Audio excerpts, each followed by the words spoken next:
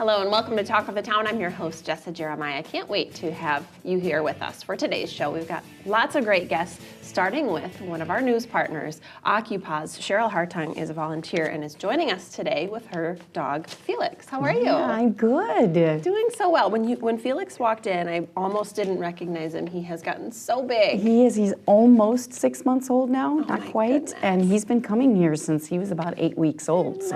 I can't believe how fast he's grown. Yeah.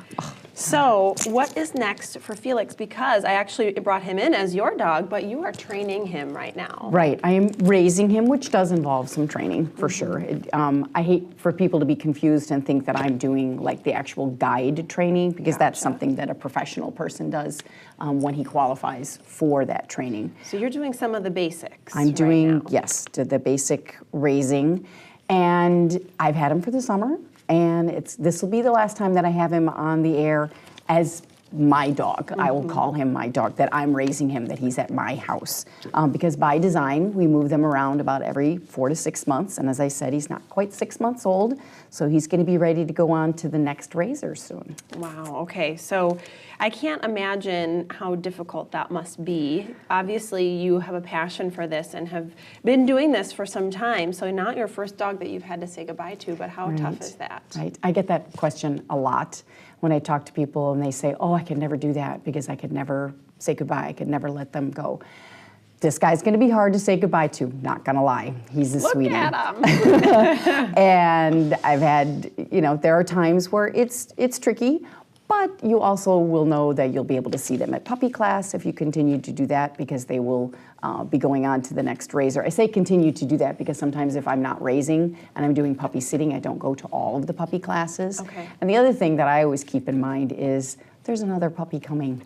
There will be another adorable little fur ball in my future soon. Yes. So that makes it easier. So in the beginning, we talked a little bit about sort of the difference, I guess, between raising and then really training them to be a guide dog. So show us a couple of the things that you do as a puppy raiser. So I wanted to show you kind of the progression as we get to guide dog status. Now I have to preface all this by saying that dogs do not generalize. The easy way to explain that is, if I say you can't get on the couch in the living room, does that mean I can get on the couch in the parlor, let's say? Or does that mean I can get on the couch in grandma's house? Or that's easy for you to understand that if I say no to this, does it mean all chairs? Right. Kind of move that to, let's say, even just a sit command. Sitting in the kitchen is way different than sitting in the front yard when there are leaves blowing and squirrels scurrying and neighbor children playing across the street, obviously huge distractions, but it's just different to them. Eventually you're getting to the point that sit means put your butt on the ground now. But it takes a while. They do not generalize. So I say all of that because obviously we've never done any training in this studio before, but I'm hoping to be able to show you kind of as we progress along. So I'm going to just stand up with you for a minute, buddy. Okay, Felix. Get my treats ready.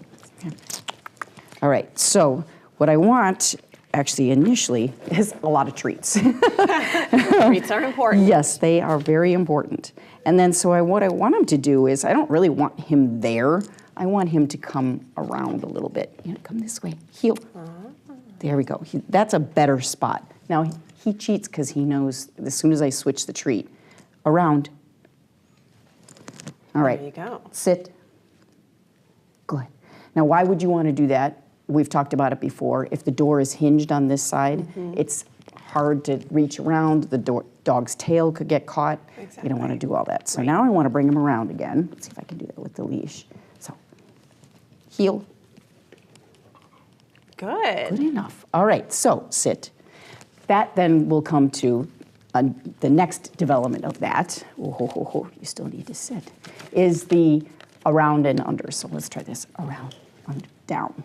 Oh, good. So that's where you want a guide dog when you're in someplace public. Now, he may not stay here now because he doesn't see any purpose to it, but I've done it before where he's at a restaurant and he just knows he's there for the duration. Gotcha. In fact, I did have him at a restaurant not too long ago, and after, when we went to get up, he went to get up, and the waitress was right there, she sort of jumped and said, I didn't know there was a dog there. Which is exactly what the goal is, right? Exactly. We have to go, but we have to so also sorry. mention that some of the events that are coming up. So I'm just going to roll through them really quick. Let me Please know if do. I forget anything. On September 23rd, you've got is that the Wagon Wine Tour? Is that right? Yes, it's the second one of these. Excellent. And that's in New Glarus. So they meet at the Verona Park and Ride at 11 o'clock in the morning, Got and then it. you're going to go to New Glarus.